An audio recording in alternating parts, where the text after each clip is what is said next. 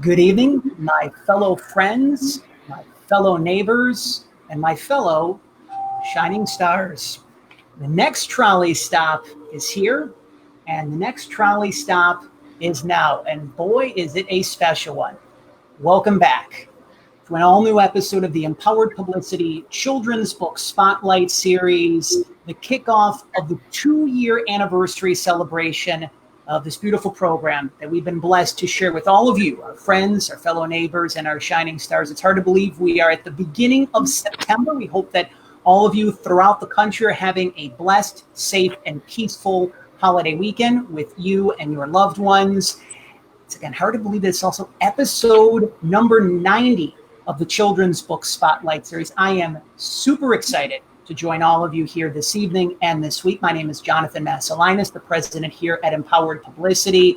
Shortly after 7 o'clock Eastern Time, Monday evening, September the 7th, for all of our friends and neighbors and shining stars on the East Coast, and for all of our friends and neighbors and fellow shining stars on the West Coast, especially all of you out in San Diego, California. We'll be seeing all of you very soon. It is shortly after 4 o'clock Pacific Time. You know, over the course of the past 2 years, I have had the blessing and good fortune of meeting some really wonderful people, some of the most gifted and heartfelt children's authors and children's illustrators around the world. And 2 years ago, we had created this program to set an intention, several intentions, all coming from the heart, to bring families closer together through the love and joy of reading, to share some of the latest heartfelt and heart-centered children's books, and of course, to be able to help walk home the children of the world. And, you know, if you are a neighbor of ours here at Empowered Publicity and have been in our neighborhood for the past several years or so, you know the deep affinity that we have in our hearts for this particular gentleman behind us, our favorite neighbor from the other side, Mr. Rogers. And I really feel that in addition to the wonderful work that we've been blessed to share with all of you over the course of the past 2 years, that it really has been such an honor to be able to, in our own way, keep the memory and the legacy and the life of Mr. Rogers alive. And over the course of these past several years as well, we have been introduced to some wonderful neighbors who also share an affinity for Mr. Rogers. So you might be wondering, well, how does all of this come full circle? What would be the most appropriate, the most aligned way, the most awesome way to kick off the 2-year anniversary celebration of the Children's Book Spotlight Series? Well, you leave it to the universe and everything always falls into place. One of the most beautiful quotes from Mr. Rogers I'd like to share with all of you, if that's okay. What a difference one person can make in the life of another. Now, whether you're doing your part to help someone who is feeling a bit down, or if you're helping to steer them and to steer their life in a new direction, there are many things that you can do to make a difference. Now, the good news is that even the smallest acts of kindness can make a considerable impact on someone and their outlook on life. As I like to say, it may, make someone's day, it may shift their week, it may even save their life. By doing a little every so often, you can help make big changes that they will feel and they will appreciate.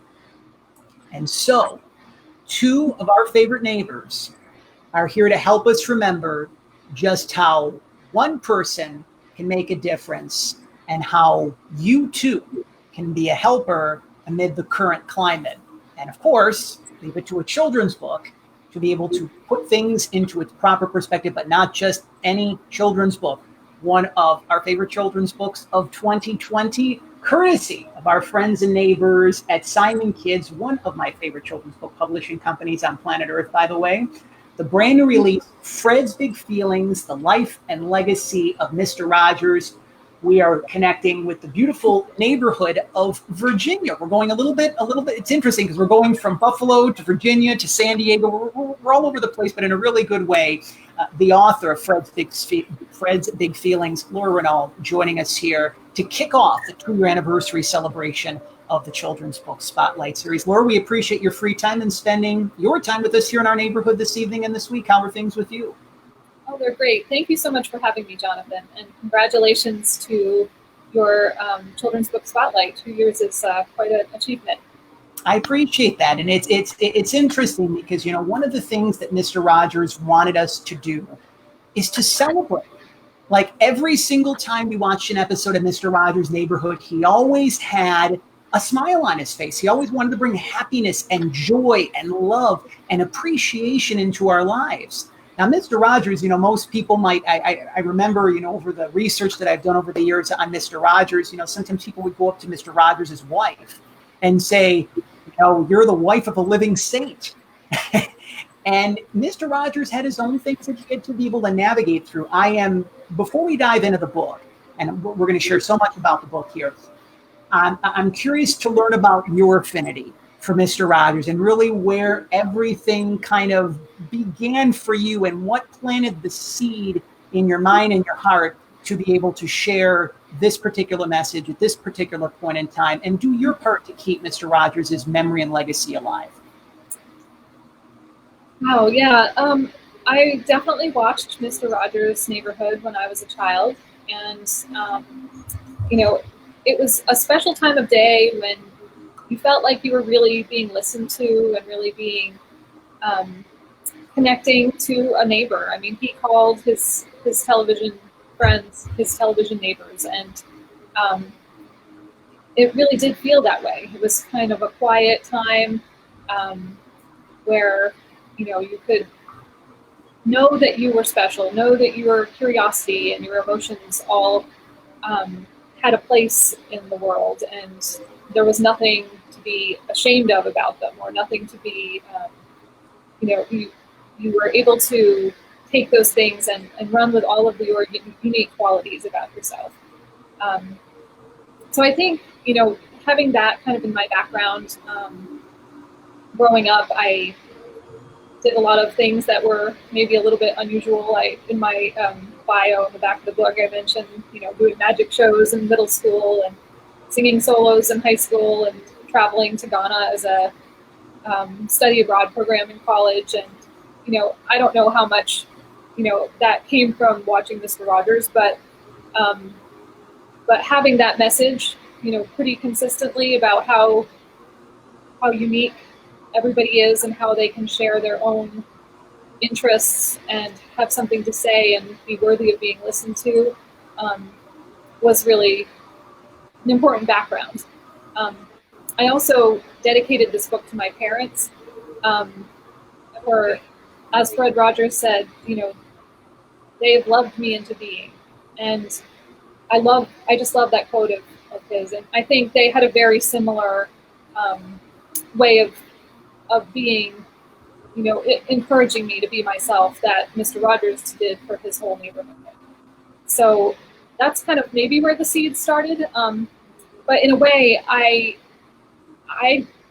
you know, as a children's author, I didn't really feel like, you know, who was I to write a book about this amazing man? And it was my agent, Wendy Boo, gave me the push in the right direction to give it a try. And I am so grateful that she had the confidence in me to research and take this story and make it one that is accessible to kids now, because I think it's so important. His life and his legacy is carried on by Daniel Tiger's Neighborhood, the animated spinoff. But I thought, you know, the man himself is so important for kids to know about, because he was so intentional and just so genuine and had authenticity that you don't see a lot anymore. And I wanted kids to see him just as he saw, you know, his audience, his neighbors, when he had his show. So I guess that's a little bit about where my interest lies in this. He's very important to remember. He is. The research that there was a lot of, even just reading the book, I can tell, because it's very easy, to go to Wikipedia, especially now we have all this information access. We can just, do our part to kind of create something that would just be like, that wouldn't be our full effort, so to speak. And it seems that in your own way, you took a page out of Mr. Rogers' book. And when you created this, having the backing of Simon Kidd behind you, the belief behind you, you gave this your full heartfelt intention.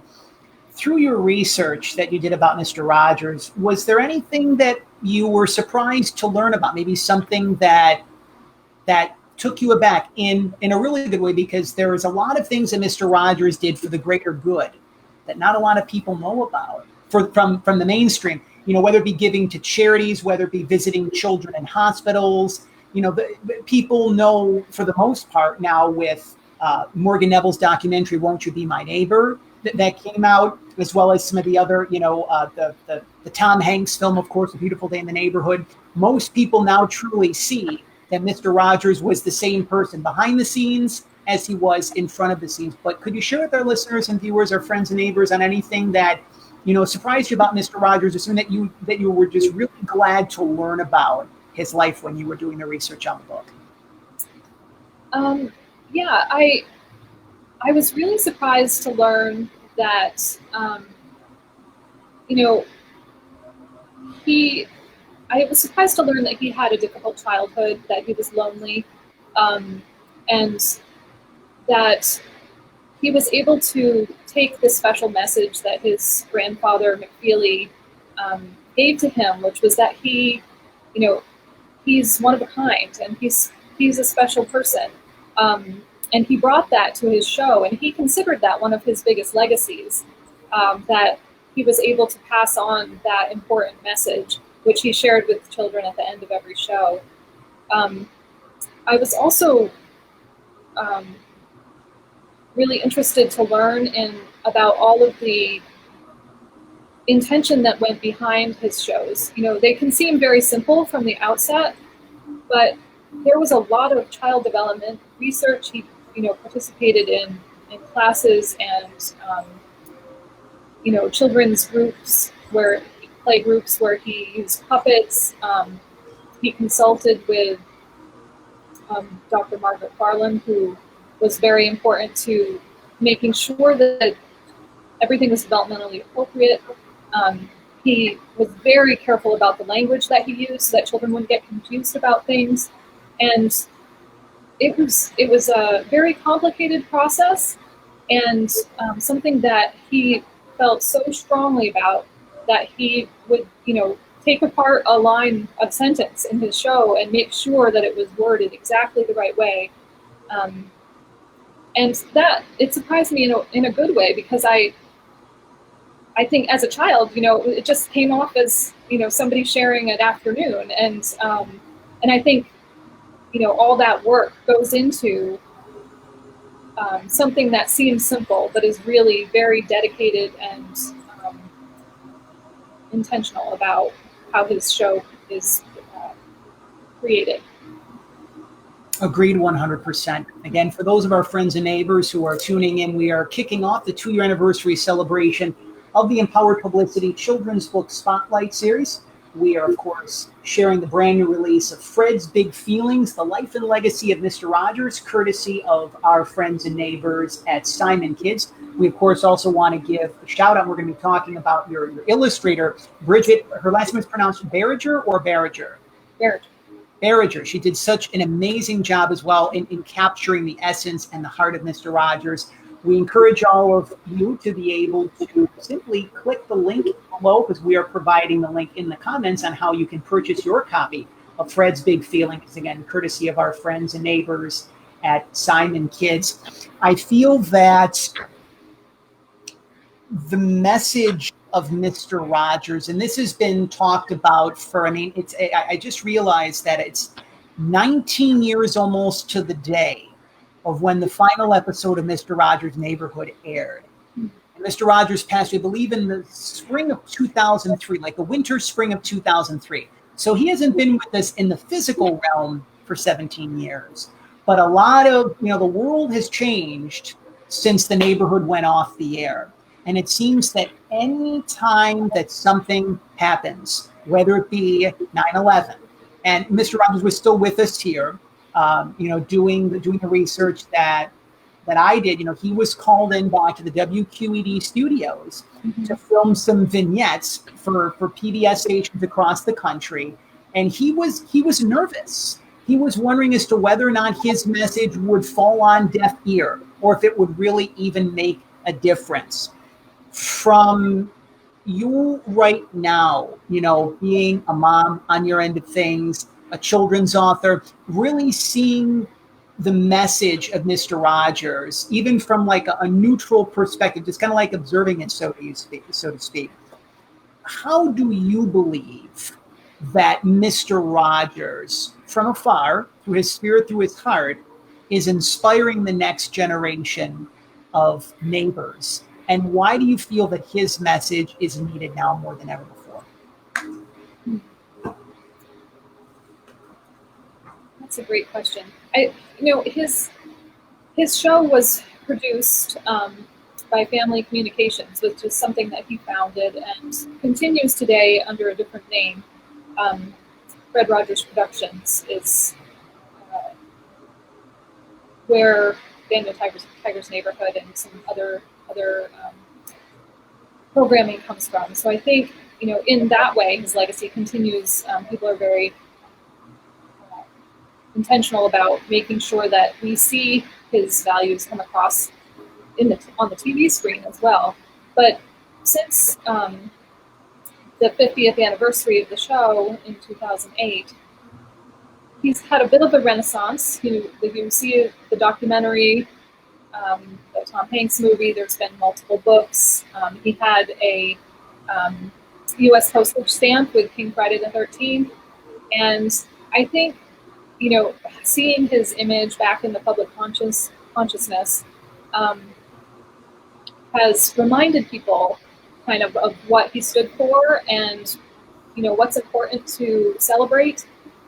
So taking all of those ideas of how encouraging, someone can really make a difference in their life, or being inclusive, and celebrating all different types of people. And, he was kind of a quiet revolutionary in that way. He really thought about how he could talk to children who were preschool aged, but he didn't talk down to them. And he dealt with some difficult topics, which, we still are dealing with in our world as well. So I think, just being able to have the courage to speak to children, to be able to connect with them on a level that's appropriate for their age, but also with their families, and know that, we can make, as parents, we can make our children feel safe, and loved, and those are kind of, such foundational things for all the rest of the things that the children might be feeling. So I think, as far as his legacy goes, helping us remember that we can express ourselves and express our feelings. He always said, in ways that don't hurt you or anybody else, when you have difficult feelings, and those are some important takeaways, especially in this day and age, and using that thoughtfulness of inclusion and respect are all touchstones that we absolutely still need to remember. Very much so. And this is where it's so beautiful to see how his impact is still reaching far and wide right now. And I know that there's many people that would love if Mr. Rogers was still here. It's kind of like he could just wave his magic wand and, COVID would disappear thanks to just Mr. Rogers just waving his magic wand. He probably would have the power to do that, right? But one of the things that Mr. Rogers encouraged all of us is to be our authentic selves. The world doesn't need another Fred Rogers. They need another Jonathan, another Laura, another Sally, another Susie, another Billy, another Steven, right? The world needs more people being their authentic selves. I want to, of course, talk about the book, because this is just the illustrations, the writing, the intentionality, the flow. I actually wanted to share one of my favorite illustrations. So beautiful. One of the most memorable episodes in Mr. Rogers' Neighborhood is when Mr. Rogers met Coco the gorilla.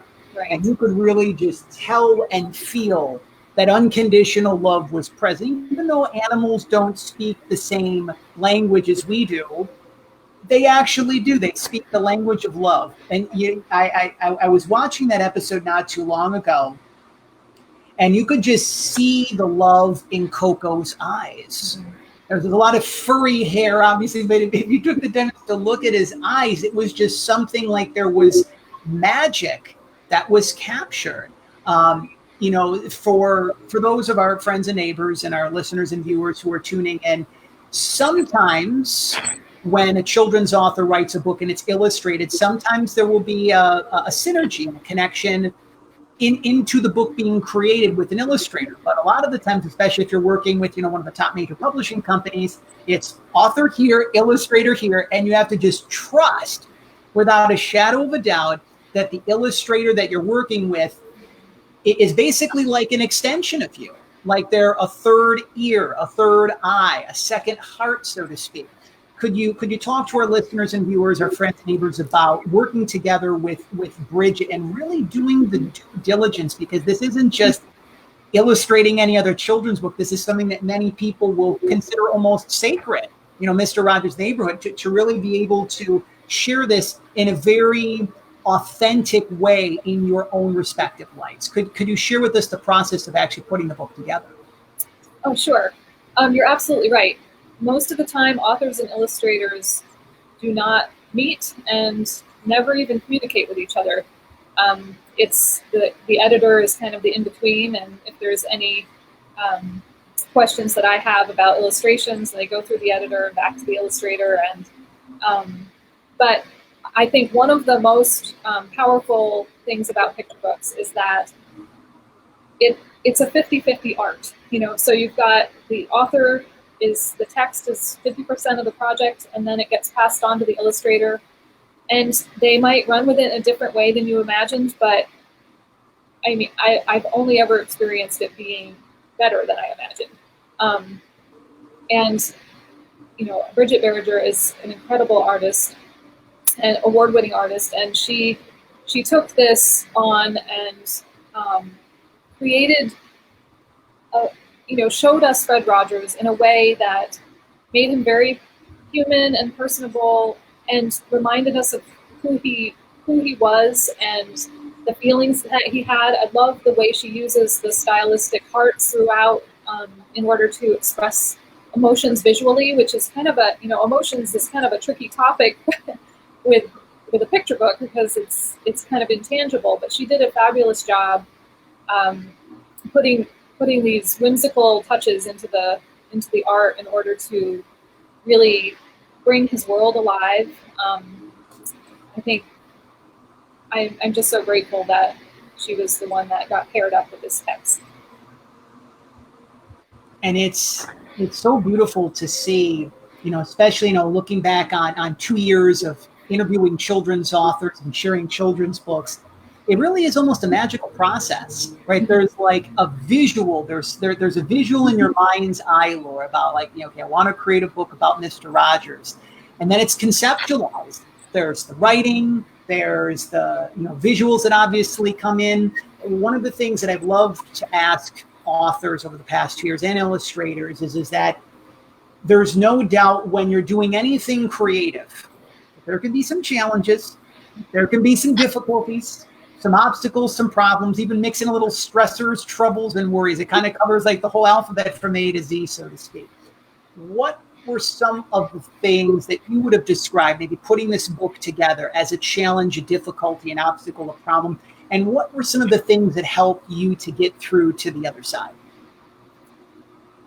I think one of the most difficult things about writing a picture book biography is having to distill somebody's life into 32 or 40 pages. It's taking Fred Rogers, who is such an iconic American figure, and writing about him in a small space was a bit intimidating to start with.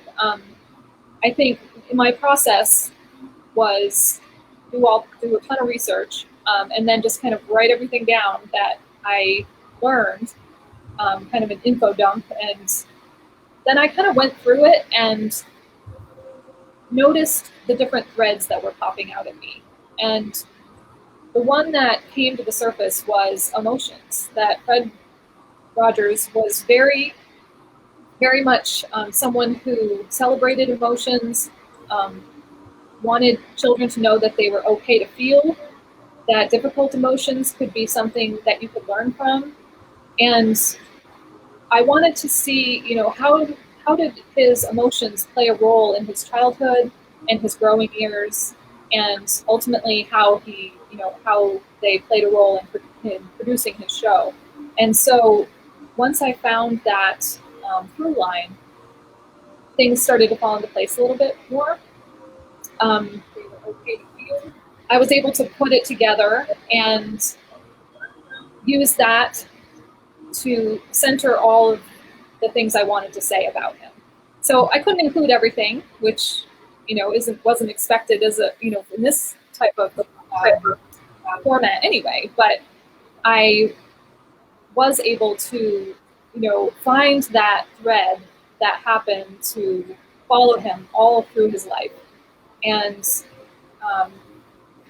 it really helped me to see him in a new way as well, which was a real treat as a writer. You sort of learn about the person even more as you go. And so I thought, using emotions was key. Another thing that was a bit of a challenge was figuring out where to start the story. I wanted the text to feel very warm and welcoming, and very much like how his personality came across on TV. So when I started it in a linear or chronological way, as him starting as a boy where he was feeling lonely, it felt a little bit too sad of a start, a little bit too not as authentic maybe. So eventually I switched the timeline around a little bit and started the book with welcoming the reader onto the set, and then stepping back and saying, before he was Mr. Rogers, he was Freddie, a boy with big feelings. And then it kind of takes on the role of telling his life story through, that way. And then it ends again with his show and saying, it's about time, Mr. Rogers' time has come to an end, and he has a special message for you. And so I was able to end it with a quote that he always ended his show with. And that felt just very, very much in line with how he would want his story to be told. At least that's how I felt. And I want to thank you first off, Laura. Before we move on with the rest of our interview, I feel that it's being able to share your vulnerability is such a beautiful thing. That Mr. Rogers also reminds us that it's okay to feel, it's okay to express ourselves, as you talked about. And I know that one of the things that listeners and viewers and some of our friends and neighbors all across the country and around the world, sometimes when someone sees a children's author be published by a large publishing company, they might think, Laura's got it made, like it was just like this book was just instantaneous, everything worked itself out, perfect flow, perfect everything, no mistakes, no challenges. And I think that, whenever again, there's a heartfelt intentionality that's put into something, when there's time, there's dedication, even if you make a little, a little stumbling block along the way, or you hit a stumbling block, you find the way to be able to move through that and get to the other side. I also want to share one of my favorite illustrations. This might even be my other favorite one, is that to share Senator Pastore. Now, for those people who are tuning in to the Children's Book Spotlight series this week, if they know who Senator Pastore is, they may look at your book and say, well, that's not Senator Pastore. He's this gentleman who wanted to, follow through with defunding PBS and all of that. Well, to kind of put things into its proper perspective, Mr. Rogers took the floor He spoke to the U.S. Senate subcommittee, I believe, if I'm not mistaken. And he was really fighting for what was more or less the future of PBS, that $20 million of funding was on the line. Right. And again, it was Senator Pastore who really didn't want to hear any other testimony. He spoke to people for hours and hours and hours and hours. And then here comes Mr. Rogers, right? And you could tell even when he was speaking, he was wanting to share his truth, as the expression goes, but his voice was shaking a little bit. And he spoke and he connected heart to heart with Senator Pastore, where basically he turned the Senator Pastore that we all saw in the Senate subcommittee hearings to this little lovable guy, right? And how it's just like, you just earned the $20 million, Fred.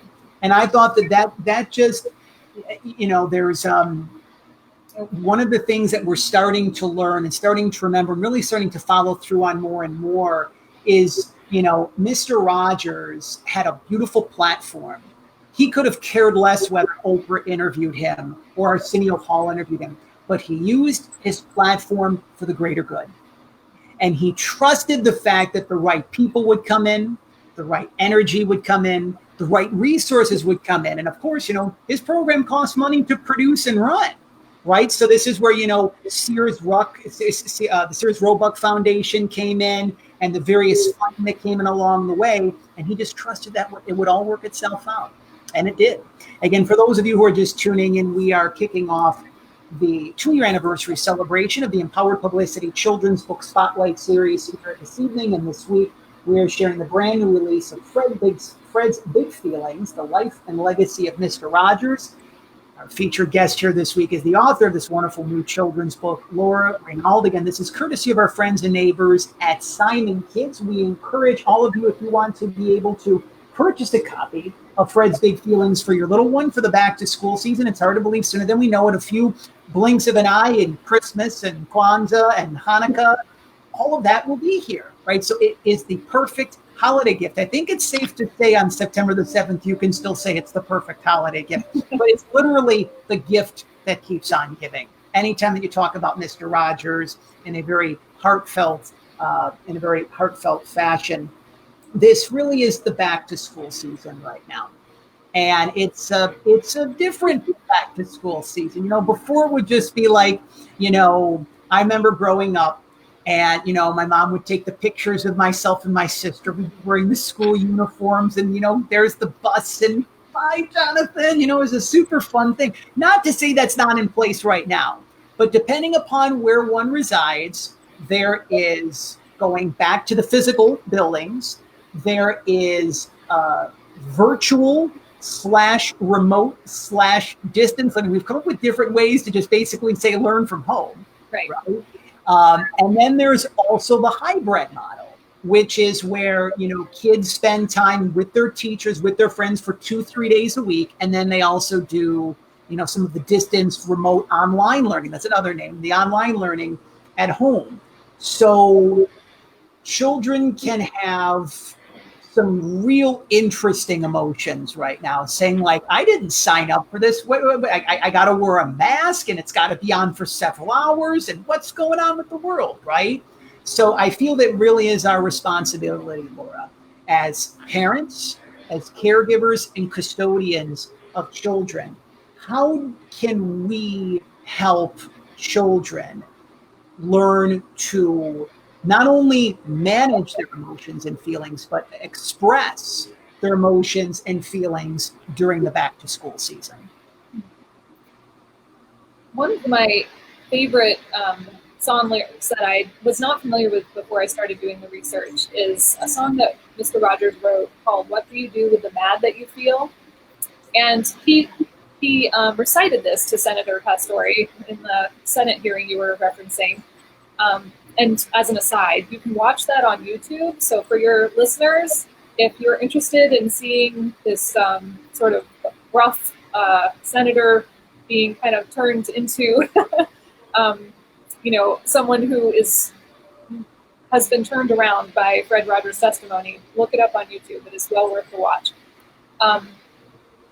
But I think, in that song, Mr. Rogers makes a point of saying that it's, he doesn't discount those difficult feelings of frustration or anger, but he does make a point to say it is important that we, express ourselves in a healthy way, not in a way that's going to hurt ourselves, not in a way that's going to hurt somebody else. And he gives some examples. He says, are you going to, run, just move your body? Are you going to pound some dough? So take, I can just imagine, those stress balls before they even became a thing. Mr. Rogers would have figured it out that we need to kind of get some of our stress out that way. So I think for kids that are learning from home or are back in the classroom, a lot of those things still apply. Physical education, whether it's at home or at school, is so important for a young mind in order to be able to focus their attention on learning. So especially if we're sitting in front of computer screens for hours at a time, there's got to be movement breaks and just being able to get some of those anxieties out by being a listening ear, making sure that we're able to have some time to decompress at the end of the day and just check in and make sure the kids are doing okay. And, those are some strategies I'll be using with my own 2 kids who are starting school tomorrow. So it's going to be a challenge, but I think we'll all be able to get through it with some ingenuity and trying some new things. And I feel it's interesting because one of the things that I've observed myself saying for some time right now is the phrase, when we're on the other side of this. And I always remind myself, I do my part to remind my fellow neighbors as well, too, that even if you're moving through something challenging, and if you can say that phrase, when we're on the other side of this, that we're closer to the other side than where we were beforehand. Like I had when, we were, doing our thing before in March, it seems like 6 lifetimes. It doesn't even seem like 6 months. So much has changed over the course of that span. But I really do believe that, that there's a lot of good that's happening right now. And I feel that there's 2 things that really come to mind, Laura, that through this, families have become closer together, especially little ones, with the little ones with their mom, little ones with their dad, as well as children being able to spend more time reading. We've had so many distractions out there for such a long period of time, right? And it's kind of like the visual that comes to mind is that, like, we kind of had to have our toys taken away from us, whether it be going to the football game, going to the concert, going to the amusement park. And it's kind of like all that stuff was just temporarily taken away from us. And I feel we were given the opportunities to take a look at what's really important in life. How do we want to spend our time? How do we want to spend our energy? How do we want to spend our creativity? How do we want to live our lives so that our children can emulate them, right? Because we're, again, raising the next generation of neighbors. And I feel this is a perfect segue into the message of play. As adults, we tend to take life way too seriously. There's this laundry list of the to-dos, right? Which can include, but not be limited to, take out the garbage, wash out the dishes, pay the mortgage, pay the taxes, and a list of other things on that list, right? And we lose sight of what's important. And one of the things that children help us to remember is to not take life way too seriously. And this is where play comes in. So this is a twofold question. If you can talk to our listeners and viewers, our friends and neighbors, about the importance of play for children right now, leading into the final quarter of the year and beyond, as well as why it's important for parents, grandparents, and basically adults of all forms to give some time to play, to help not take life as seriously as we did before. Mr. Rogers was the perfect person to spotlight play as something that was really important for young children's learning. He would bring in a seemingly, simple object like a bag of blocks or something into his living room, and he would invite his neighbors, his television neighbors, to explore that with him.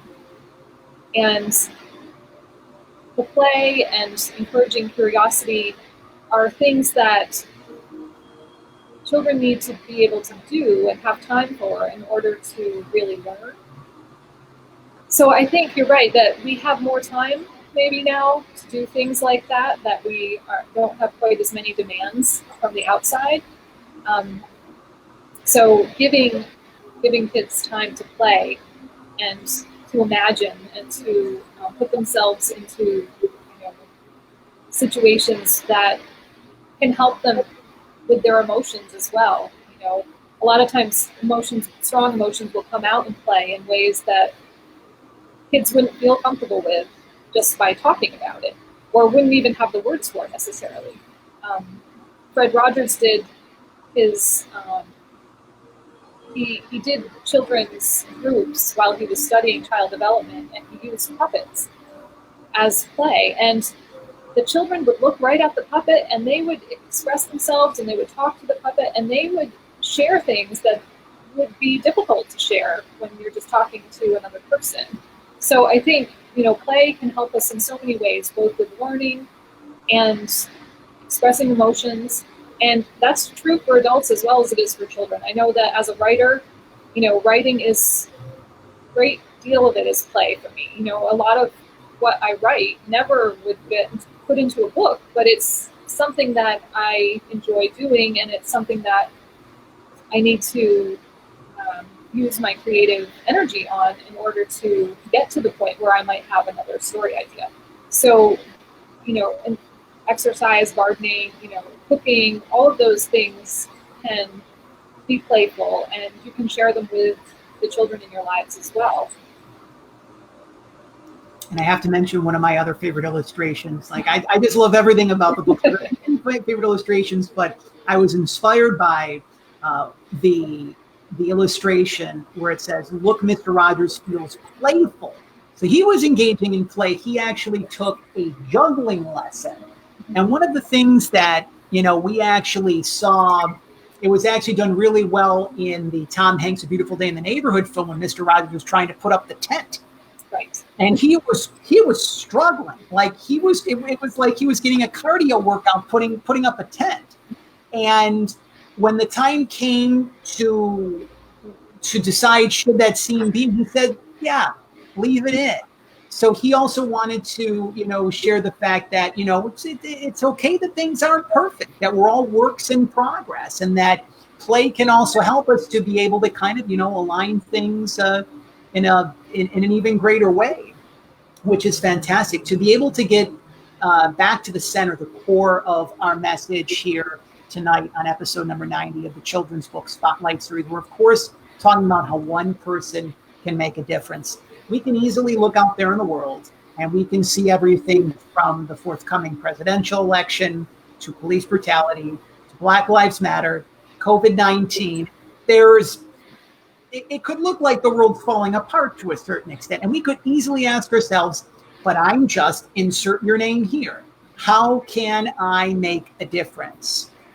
In Australia, where I do hope to travel to at some point in time, on the other end of this, they have a thing called the boomerang, right, Laura? And you throw the boomerang, and it eventually makes its way back to you. So I really believe that when you put more love into the world, it eventually makes its way back to you.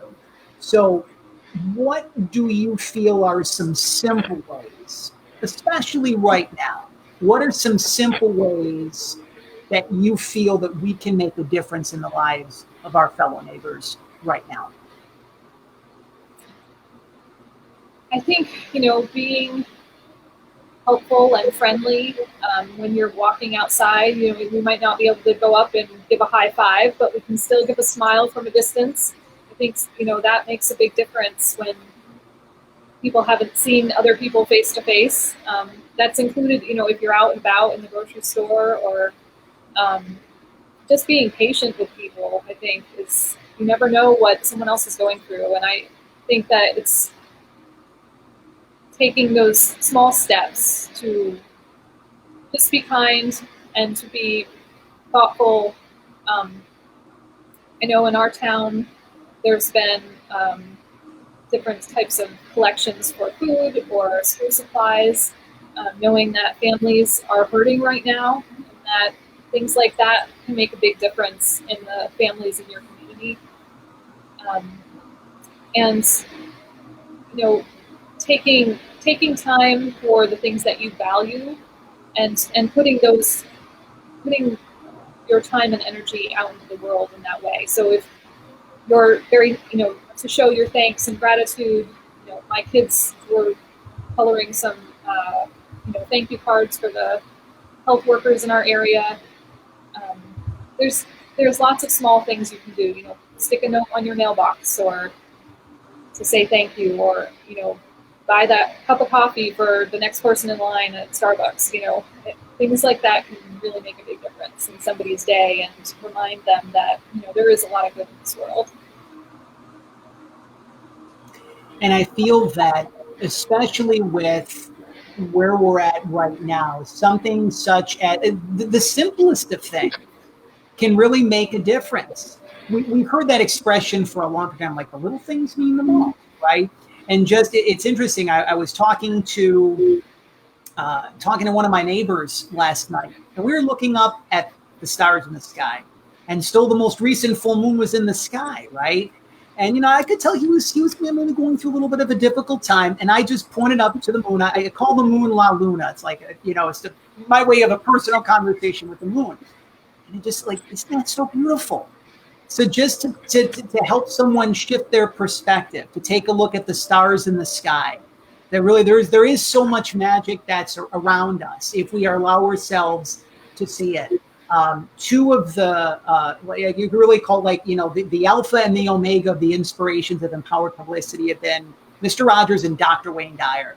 And Dr. Wayne Dyer, the multi-time New York Times best-selling author, I believe he was ever referred to as the father of motivation or the godfather of motivation. He would always say that to live your life as whatever it is that you want to achieve is already a done deal. That live your life that's already a present fact. And then eventually you'll be able to connect to the energy of that, and you'll be able to, like, embody this fully in your earthly life. He also encourages to be able to that when we change our thoughts, when we shift our perspective, we can really change our life. And there's many lives that are starting anew that are happening as of right now. So we encourage all of you, our friends and neighbors, if you are navigating through any sort of a challenge, a difficulty, an obstacle, and a problem, Fred Rogers is still here with us, even though he's not with us here in the physical. And if you want to be able to have a lighthearted way to be able to be introduced to Mr. Rogers, again, Fred's Big Feelings, The Life and Legacy of Mr. Rogers, courtesy of our friends and neighbors. Again, the link below is in the comments where you can purchase your very own copy for yourself, for the inner child in you, or for your little one or for your grandchild. If you're a teacher, librarian, or principal tuning into this week's Children's Book Spotlight series, a great gift for your students for back to school. This particular book taught you some things, I'm sure. I'm curious to learn what not only this book and the creation of this book taught you, but what Mr. Rogers as well. Between Mr. Rogers and Fred's Big Feelings, what did Mr. Rogers and this new book of yours teach you about yourself and teach you about life, Laura? Oh, wow. I think it was a good reminder that I have something to say, that, positive to say, that can be put out in the world. And,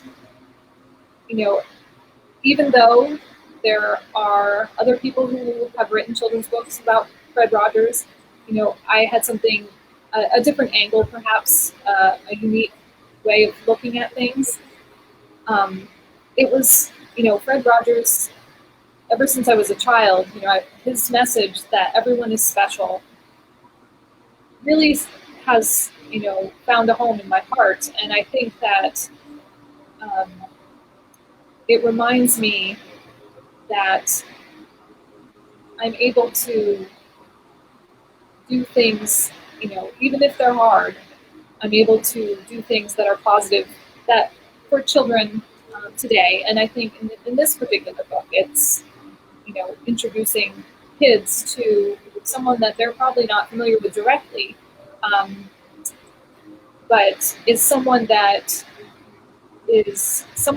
always cared deeply for children, showed them his care, and he respected children for who they were, and I wanted today's kids to really know that person. And I feel that, especially with, I'm just, seeing this visual of just like what good is coming from everything. And I feel that, when we do our part to be able to blaze our own trail, and that's exactly what you're doing, Laura. You're doing such amazing work as a children's author. But the one thing that I want to encourage our listeners and viewers and our friends and neighbors is that you're not just a Mr. Rogers children's author, but you have a special project that's coming out. One of the great things about children's authors, it's kind of like they can see into the future. Like, children's authors and illustrators have books that are on the docket for 2021, 2022. It's kind of interesting because I think that there are, some people that would like to be able to learn about, what's going to be happening in the future. So to be able to share your brand new release that's actually coming out through Beaming Books in spring of 2021. You've got your brand new release, Bear's Bicycle. Could you give us a little sneak preview of what our listeners and viewers and our friends and neighbors can expect when they actually enjoy your follow-up to Fred's Big Feelings? Sure. Actually, Bear's Bicycle is a companion book to my very first published book called Porcupines Pie. I think I have it here. I'll just show you real quick. Porcupines Pie is a story that takes place in the fall and around a holiday that is similar to Thanksgiving called Fall Feast. And there are 4 woodland friends that have to work together to create a new food for their celebration. So the same 4 friends show up in Bear's Bicycle, and only this time it's Bear who gets the lead in the story. It's a summer story, and it's all about Bear, who loves to read, learning how to ride a bike through reading a book, and that doesn't go so well for him. And so he has to depend on his friends for encouragement and reminders that, it takes practice to become proficient at something. And so by the end of it, they are all able to ride in a festival on wheels called Summer Scoop. So I'm very excited about that. Beaming Books has now labeled this the Woodland Friends series, and there will be more to come. That's amazing. And so again, if those of you who are tuning in tonight, if you needed a reminder that everything is going to turn out okay in 2021, I've got 2 words for you. Bear's Bicycle. And if you're wondering, well, what does that mean? I mean, just imagine a bear on a bicycle. Like, how super adorable is that, right? You know that everything is going to turn out well. As a little tip of the cap to our favorite neighbor, Mr. Rogers, we always like to do a few things to close out our children's book spotlight series. And the first thing is, before Mr. Rogers, I should say, when he received his Lifetime Achievement Award at the Daytime Emmys, and he did this at different times in the neighborhood and different interviews that he did, commencement speeches, etc., and so forth. He wanted us to just take some time. He kept the time, either 10 seconds, 30 seconds, or 60 seconds to help remind ourselves once again of those who helped love us into being. Now, again, you very much have given from your heart and have come such a long way throughout your writing career and throughout your life. Who would be some of the people that you would like to recognize here tonight on the Children's Book Spotlight series, on episode number 90 of the program, that helped love you into being, Laura? Well, I dedicated this book to my parents. They have definitely, and that's how I put it in the dedication as well, for Mom and Dad, who, as Fred Rogers said, loved me into being.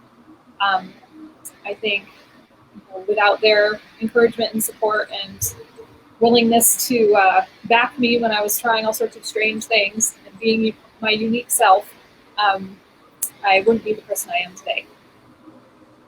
But I also have, my husband Andy and my two sons, Henry and Nathan, who inspire me every day and who are, love embodied in my home. And just so thankful for, my writing partners, critique partners, friends that I write with, and the other, there's just so many people that go into making a book. So everybody at Simon Kids, my agent, and of course the illustrator as well, Bridget. So I don't know. There's just too many to count. Well, I think that Mr. Rogers helped us remember that we can take the time. Just like some people may hear the term silent intention or silent prayer, right? Though it's interesting because 4 weeks from tonight, 4 weeks from today, I begin the process of leaving Buffalo and heading out to San Diego for my next chapter for the children out in San Diego. And it's so, I even get a little emotional talking about this, right? It feels like, I told people, I'm like, I'm not going to miss much about Buffalo. Not going to miss much about Buffalo. And it's just like there's countless people. I refer to them as earth angels, people that came across my path that really helped to, in the words of the wonderful spiritual teacher and author Ram Dass, that really helped to walk me home. Right? There were people that helped to see the good in me, to remind me of the inherent good that I'm worthy of, the love that I am, that I maybe necessarily didn't see in myself. I know my first college professor, Zan Robinson, English 101, Buffalo State College, right? I had this great connection that I had with him. My confirmation sponsor, who was my grammar school music teacher, one of the most gifted musicians I've ever met, Mr. Frank Contafio.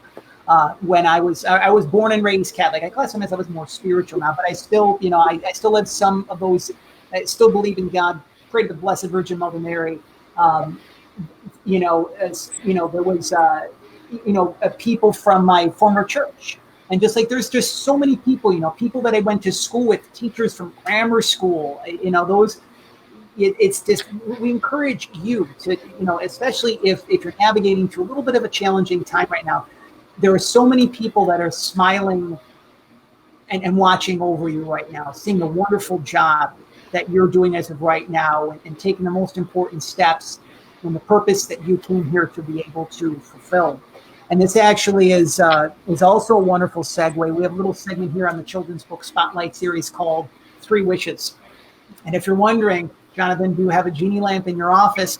I do. Yes, I kind of almost carry it with me wherever I go.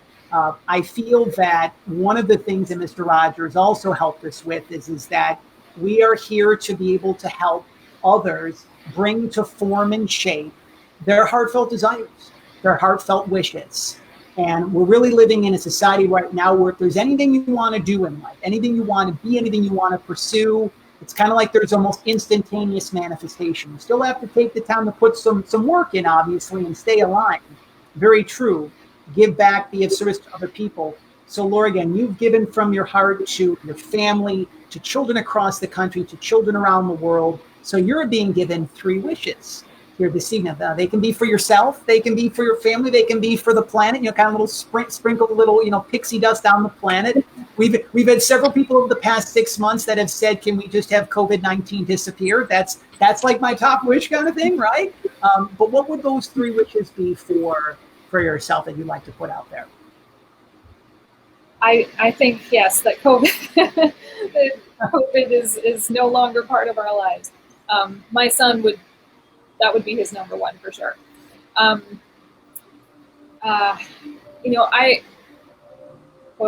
do you pick wishes? I think, knowing that our planet is healthy for generations to come and stable, and both for peace and equality among people, but also health of our environment, I think are really something. I guess that's my next 2. those are things that I would really want to know are kind of before I moved on from this world, that my children and my children's children would be in a good place.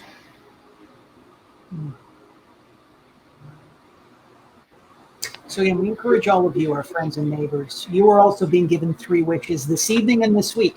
You might just have thought this was the kickoff of the 2-year anniversary celebration of the Children's Book Spotlight Series. You might have thought this was just Labor Day.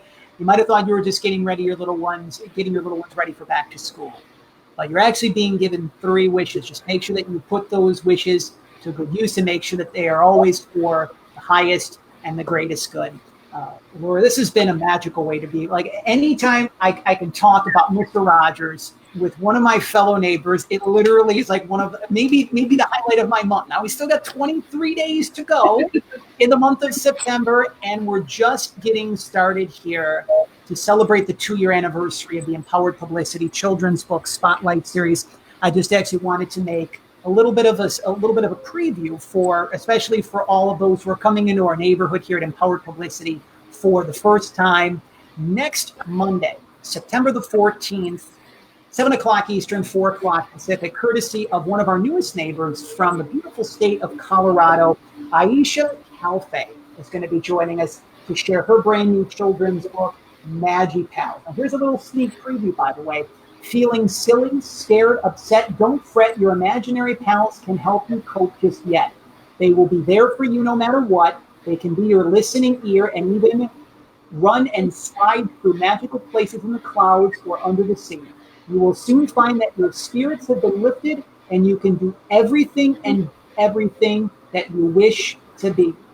Join us in the discovery of Magi Pals, where we learn the nature of these loyal companions and why you need them. I am so excited to be able to learn more about Magi Pals and share the wonderful work that Aisha is sharing with children, parents, families, and educators all across the country and around the world. And speaking of around the world, I believe this is going to be the first time that we're going to be heading out to Germany on Monday evening, September the 21st, 7 o'clock Eastern, 4 o'clock Pacific.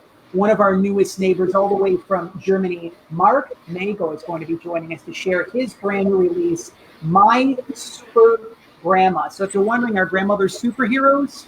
Yes.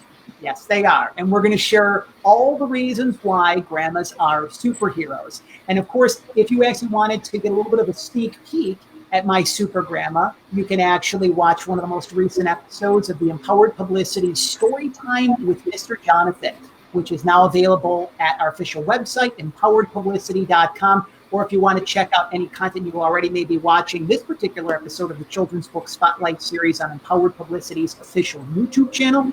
Thank you to all of you who are subscribing at youtube.com/empoweredpublicity.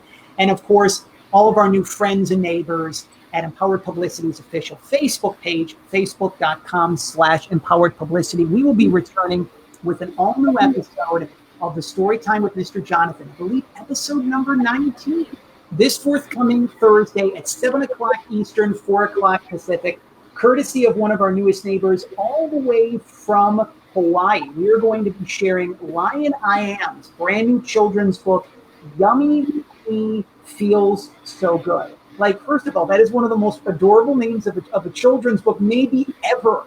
However long children's books have been written, Yummy Me Feels So Good. Explore feelings and needs with your children. Make friends with them. Don't be afraid of your feelings. We all have many inner needs. We can learn from these feelings and choose to remember, be kind and happy, and acknowledge your feelings as we move through life. We are not defined by any one feeling we have, but we have many needs. Just as we have many feelings inside, underneath them all is simply me. That is the yummy me resting place inside of us. That is a happy place of wonder and joy for being alive. Let's all reclaim the wonder and excitement of a child as we play on beautiful Earth's playground. So needless to say, the month of September very well is going to be the most magical month of 2020. So if this message has inspired you, the message of Mr. Rogers, the message of one person can make a difference. If Fred's big feelings the wonderful brand new children's book of lore, if it has inspired you, tonight's children's book spotlight series, if it's helped you, if it's brought love, joy, compassion, healing into your life, if it's simply lifted your spirits, if it's completely changed the trajectory of your week, maybe this is the point where now your year, you realize this still can be the best year yet. We encourage you, fellow friends, neighbors, to be able to share episode number 90 of the Empowered Publicity Children's Book Spotlight Series. If you have watched tonight live on Facebook, to share it via Empowered Publicity's official Facebook page, or if you are watching us at empoweredpublicity.com or Empowered Publicity's official YouTube channel, to share the archive of this special conversation, the kickoff of our 2-year anniversary celebration on Twitter, Instagram, LinkedIn, your favorite social media platforms of choice. If you are a children's author, if you are a children's illustrator, and you would like to share your inspiring story and the release of your brand new children's book, just like Laura did here this evening and this week, if you would like to become a part of the Empowered Publicity family, we encourage you to be able to connect with us via any of our social media platforms, Empowered Publicity on Facebook and Instagram at Empowered Publicity, and on Twitter at Empowered_PR. If you are a children's author, if you are a children's illustrator, and you would like for us to share your brand new children's book as part of the story time with Mr. Jonathan leading into the fall and the forthcoming holiday season, just like we will for Lion I Am this forthcoming Thursday with Yummy Me Feels So Good, you know how to connect with us. Facebook and Instagram and on Twitter, as well as via our official website at empoweredpublicity.com. If you would like to learn how we at PR from the Heart, Empowered Publicity, can be of service to you as you move forth in the most important steps of your life's purpose for the children across the country, for parents, for educators, you really want your message to be shared with those in need. And if you're interested in learning more about how we can help you at Empowered Publicity, if you're interested in learning more information about our media coaching and mentoring program, if you would like to create your own virtual media tour, or if you are interested in facilitating a book media tour in the city of your choosing, you can connect with us via our official website, empoweredpublicity.com, and schedule your own courtesy discovery call and let us see how we can be of service to you in our 7th year of PR from the Heart. One final time, once again, the brand new release, Fred's Big Feelings, the life and legacy of Mr. Rogers, Laura Renauld, beautiful brand new children's book. Again, a special acknowledgement to Bridget Barriger, award-winning illustrator, has done such a fantastic job. And also a big shout out to our favorite neighbors, as well as Simon Kids. They provide so much great content, some of the best children's books out there for children, for parents, for educators, for what I like to say, the inner child in all of us. So we look forward to sharing some other wonderful, amazing children's books and some of the rising stars in the Simon Kids community, in the Kidlit community as well, too, leading into the end of the year and the early part of 2021. So this has been a magical trolley stop, and we're not going away just yet. We're just getting started, but the trolley travels by beams of light, and it still is light out on the West Coast. It's not on the East Coast. We're kind of like in a couple of different time zones here. But again, we are so grateful for all of you, for all of your continued support that you have been sharing with children's authors and children's illustrators all across the country and all around the world. I wanted to mention 2 last things before we officially conclude this trolley stop here this evening. Thanks to one of our favorite neighbors, Crystal Leon in Chicago, Illinois. She is the operator of one of the most popular children's book blogs, A Sailor's Wife. Empowered Publicity and A Sailor's Wife, we have aligned together to make a difference for the patients at Murray Children's Hospital in Chicago, Illinois. We encourage you to support our special holiday fundraiser. We're providing the link in the comments below. Every dollar counts when it comes to the health and happiness of our children. All donations are tax deductible and will be acknowledged by Lurie's Children's Foundation. So again, if you want to do your part to help children in need, especially leading into the holiday season, we're already near our goal of $2,500 raised. I feel that we're going to surpass that. We're going to help out so many kids in Chicago. So we encourage you, if you feel guided to do so, if for whatever reason you are not able to contribute financially, we encourage you to simply share the link on your favorite social media platforms of choice. And the one last thing that we wanted to be able to share is that one of our favorite neighbors, who's a very gifted TV reporter out in Pittsburgh, Pennsylvania, Pam Serrano at KDKA in Pittsburgh. Her little daughter, and I might get a little choked up talking about this, her little daughter, Mary, who loves nature, gymnastics, and always seeing the beauty in everything. She was supposed to have been starting 8th grade at St. Alexis this week, but instead she is at UPMC Children's Hospital in Pittsburgh, paralyzed from the chest down as the result of a trampoline accident. And Mary suffered a stroke to her spinal cord, and she faces many months of rehabilitation ahead. Mary may never walk again. Mary's mom, Pam Serrano, she's a single mom. She's worked as a news reporter for KDKA in Pittsburgh, and she's now had to take an unpaid leave of absence from her job to be able to care for Mary. So if you were able to help, we are also going to share in the comments below the special GoFundMe that has been created by Mary's brother, Andrew. And the money donated will be going towards Mary's mounting medical expenses that are not being covered by insurance, and anything that you can do to support the Serrano family at this particular point in time. Pam and Mary especially, no child should have to go through this, whether they're 1 year old, 6 years old, 13 years old.